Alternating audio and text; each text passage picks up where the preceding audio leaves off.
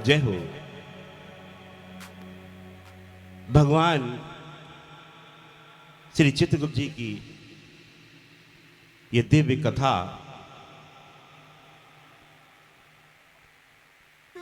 बहुत से भक्तगण हैं जिन्होंने शायद YouTube पे सुनी है। आज नरेंद्र जी कह रहे और नीमच में आज आप बहुत से लोग ताज्जुब भी करते हैं कि क्या भगवान चित्रगुप्त जी की कथा भी इस दिव्य रूप से हो सकती है। तो आज मैं नीमच के समस्त युवा साथी मातृशक्ति के साथ साथ बाबू लाल गौड़ जी का और नरेंद्र श्रीवास्तव जी का हृदय से धन्यवाद साधुवाद करता हूं कि आपने ये सुंदर आयोजन यहाँ पर रखकर हमारे समस्त परिवार को आमंत्रित किया और सब यहाँ पहुंचे प्रभु की कथा श्रवण करने के। प्रिय भक्तों, जब पार ब्रह्म परमेश्वर ने, परम शक्ति ने, ईश्वर एक है जो परम शक्ति के रूप में हम मानव स्वरूप में प्रवेश करने लगा, ऋषि मुनियों के यज्ञ भंग करने लगा, जीव जंतुओं को अभक्षण करने लगा,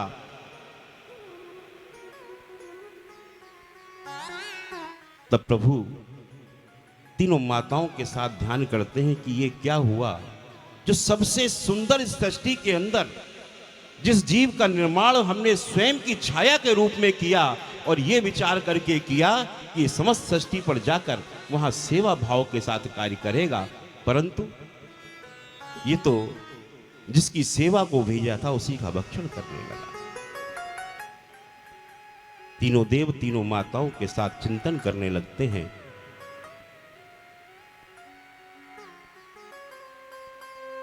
जब ये चिंतन चल रहा होता है तो उस स्थान पर नारद जी प्रकट हो जाते हैं। नारद मुनि को सम्मुख देखकर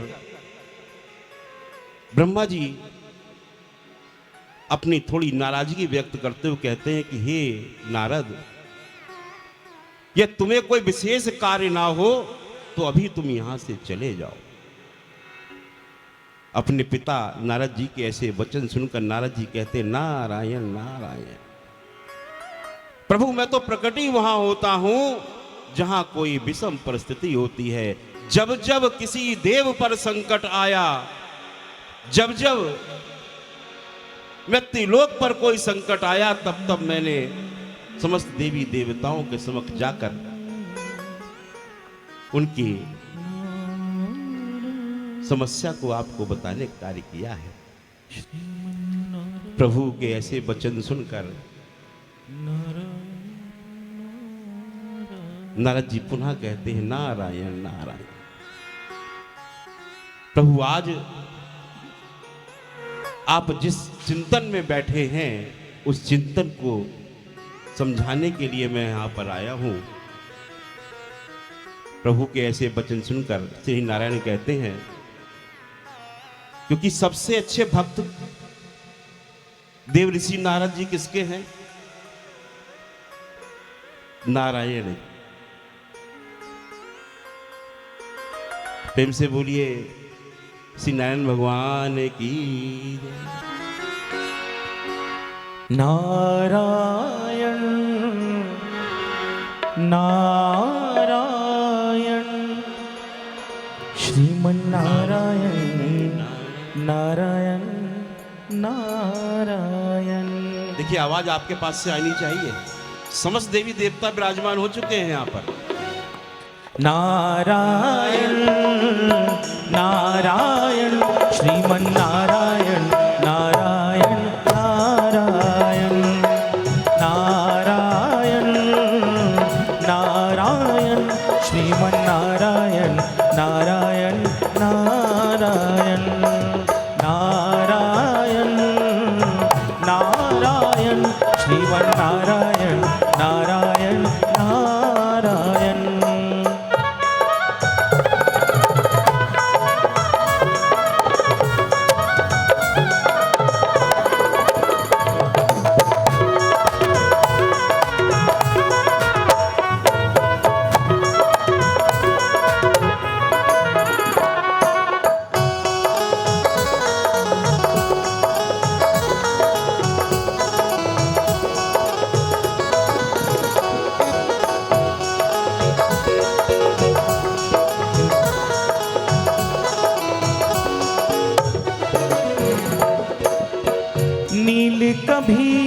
कच्छप तनधार, कभी लिया वराहे अवतार।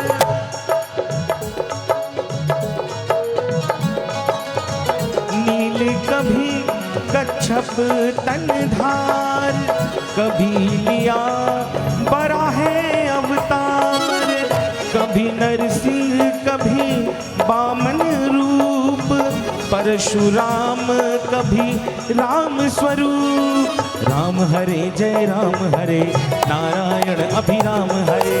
राम हरे जय राम हरे, नारायण अभिराम हरे। वो 10 अवतारों की माल, जय जगदीश हरे।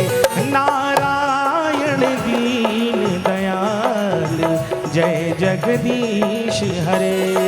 नारायण नारायण श्रीमन्नारायण, नारायण नारायण नारायण नारायण श्रीमन्नारायण, नारायण नारायण। जय हो। नारायण नारायण। हमारे यहाँ कोई शिकायत लेके आता है तो हम कहते हैं देखो पूरा नारद मुनि बना हुआ घूम रहा है। अगर नारद जी ना होते तो शायद हम सब लोग जो यहाँ बैठे हैं हम भी ना हो। नारद जी, ऐसे नारद हर गली मोहल्ले में होने चाहिए।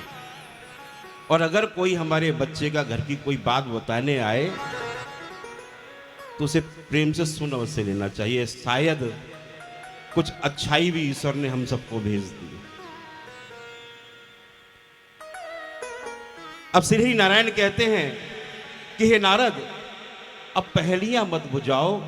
अगर तुम्हें इस समस्या का कुछ समाधान पता है तो वो बताओ। नारायण नारायण। नारद जी मुस्कुराते हुए कहते हैं प्रभु, जब पार ब्रह्म परमेश्वर ने, परम शक्ति ने अपनी शक्ति को 3 रूप में विभाजित किया और आप तीनों को परम शक्तियां दी गई, आज आपके साथ तीनों देवियां, तीनों माताएं विराजमान हैं। प्यारे भक्तों, घर में कितना भी बड़ा संकट आ जाए, मनुष्यों की एक आदत होती है कि वो अपने घर में अपनी माँ, अपनी बहन, अपनी पत्नी, अपनी बेटी से शेयर करना नहीं चाहता। कभी कभी ये सोचता है कि मैं इस पीड़ा को तो बर्दाश्त कर सकता हूँ, वो मेरी समस्या है, अपने स्तर से ही निपटा लूंगा, घर वालों को परेशान ना करो। और अगर आपने अपनी समस्या एक विश्वास के साथ इस मात्र शक्ति को बता दी, क्योंकि इस मात्र के साथ शक्ति जुड़ी हुई है। माँ एक शक्ति स्वरूपा है, चाहे वो माँ के रूप में है या पत्नी के रूप में है या बहन के रूप में है या बेटी के रूप में।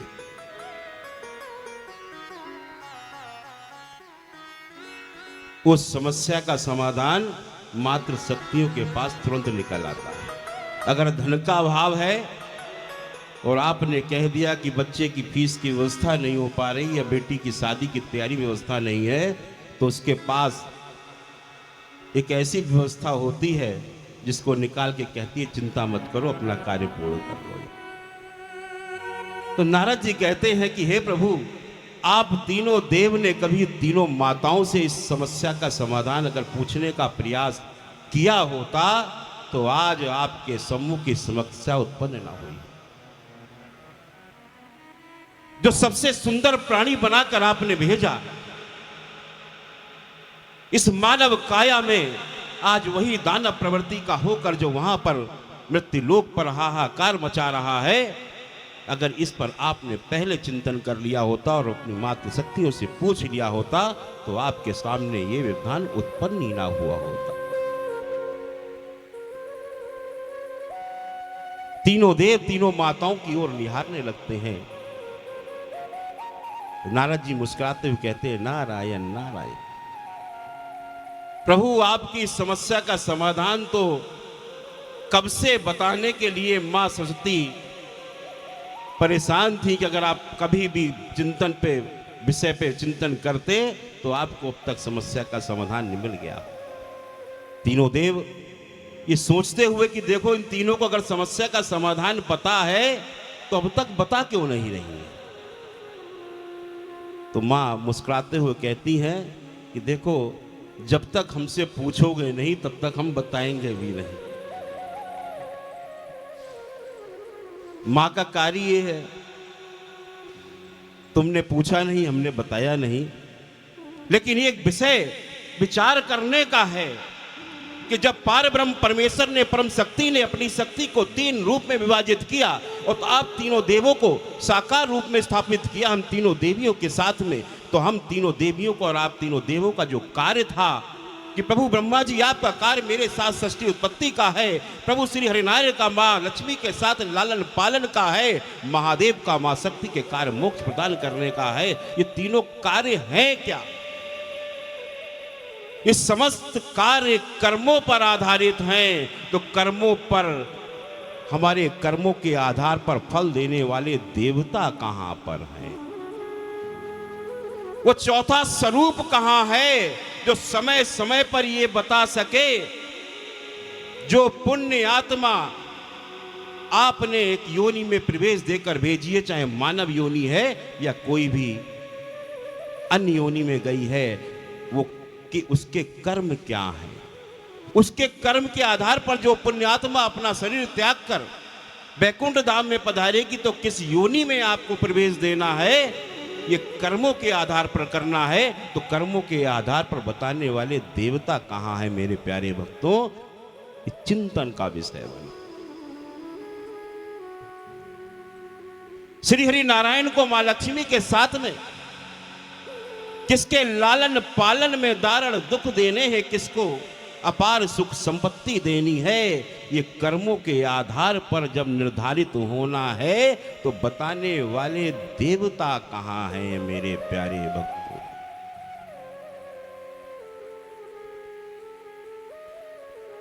महादेव के पास कोई आत्मा जाकर गुहार लगाती है कि प्रभु मैं तो बहुत पुण्य करके आया हूं, मुझे मोक्ष की प्राप्ति चाहिए, मुझे मोक्ष दे दो। तो उसके कर्मों के आधार पर ये बताने वाले देवता कहां हैं, किसको मोक्ष मिलना चाहिए या नहीं मिलना चाहिए मेरे प्यारे भक्त? हमने एक फिल्म देख ली असरानी की, कादर खान की, दोनों चले गए।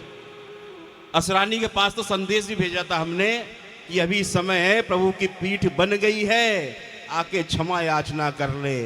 तूने हमारे देव का रूप रख के उपहास उड़ाने का प्रयास किया था और प्रभु ने देखो उसका अंत कैसा किया।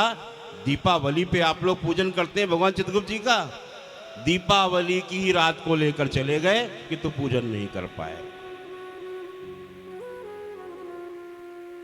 उसे एक मौका दिया, संदेश भेजा कि क्षमा याचना कर ले, प्रभु मृत्यु लोक पर विराजमान हो चुके हैं, ये बैकुंठ धाम ब्रज में स्थापित हो रहा है, आजा समय है, शायद ऊपर जब पहुंचेगा तो तेरा निर्णय कुछ बदल दिया जाए।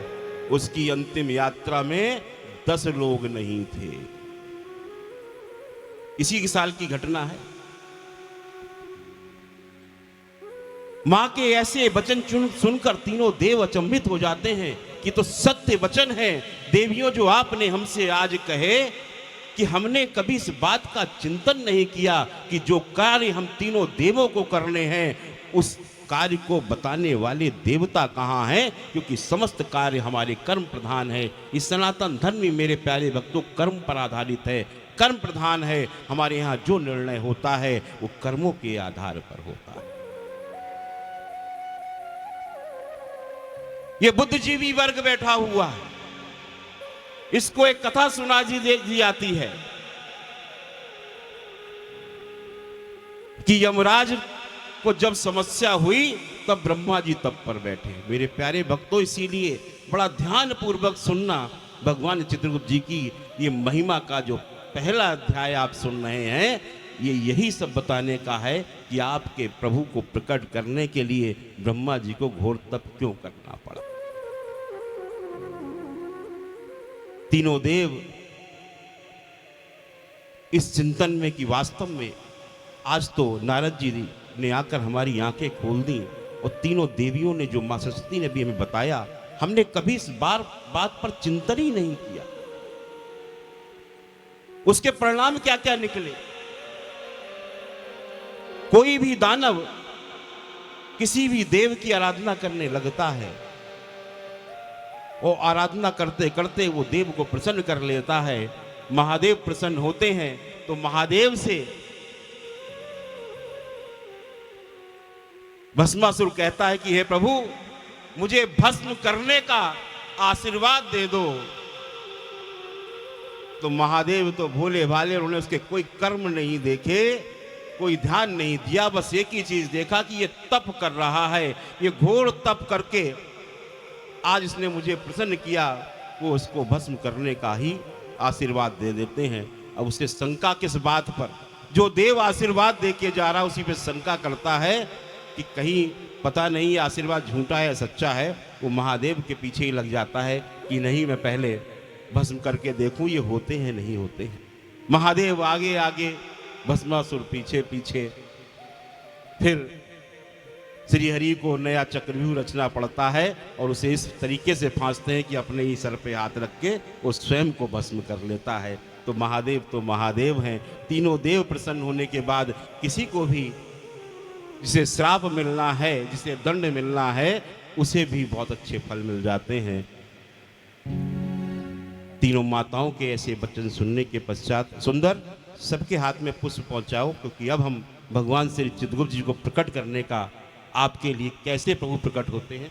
सबको बेटा, सबके हाथ में पुष्प दीजिए, क्योंकि ऐसे शुभ अवसर, वो क्षण, वो पल आज आपको ये मालूम चलने जा रहा है कि आपके प्रभु प्रकट कैसे हुए थे। माताओं के ऐसे वचन सुनने के पश्चात तीनों देव एक दूसरे को निहारने लगते हैं। तब मां सरस्वती कहती हैं बड़े प्रेम भाव के साथ में कि हे प्रभु, अब आपको पार ब्रह्म परमेश्वर परम शक्ति की आराधना करनी होगी, क्योंकि चौथी शक्ति जब तक प्रभु की प्रकट नहीं होगी तब तक ये बैकुंठ में जो आज चिंतन का विषय बना है, जो मृत्यु लोक पर जो स्थिति बनी है, उसमें सुधार तभी आएगा। उसके पश्चात ब्रह्मा जी तपस्या पर बैठे थे, लेकिन हमें मूर्खों ने बता दिया कि यमराज के कहने पर बैठे। इस कथा को प्रारंभ करने से पहले हम सब लोगों ने एक मंत्र का उच्चारण किया, ओम यमाय धर्मराजाय श्री चित्रगुप्ताय वै नमः। हमारा मंत्र ही कह रहा है, वही यम है, वही धर्मराज हैं, वही चित्रगुप्त हैं। उनके अन्य नाम भी हैं, वो 14 नामों से जाने जाते हैं। देवियों के ऐसे वचन को सुनने के पश्चात ब्रह्मा जी वहां से उठते हैं और ये कहकर कि मैं तब तक अब बैकुंठ वापस नहीं आऊंगा जब तक मैं उस परम शक्ति को साकार रूप में स्थापित करने के लिए नहीं ले आता। उसके बाद ब्रह्मा जी तप पर चले जाते हैं और घोर तप करते हैं।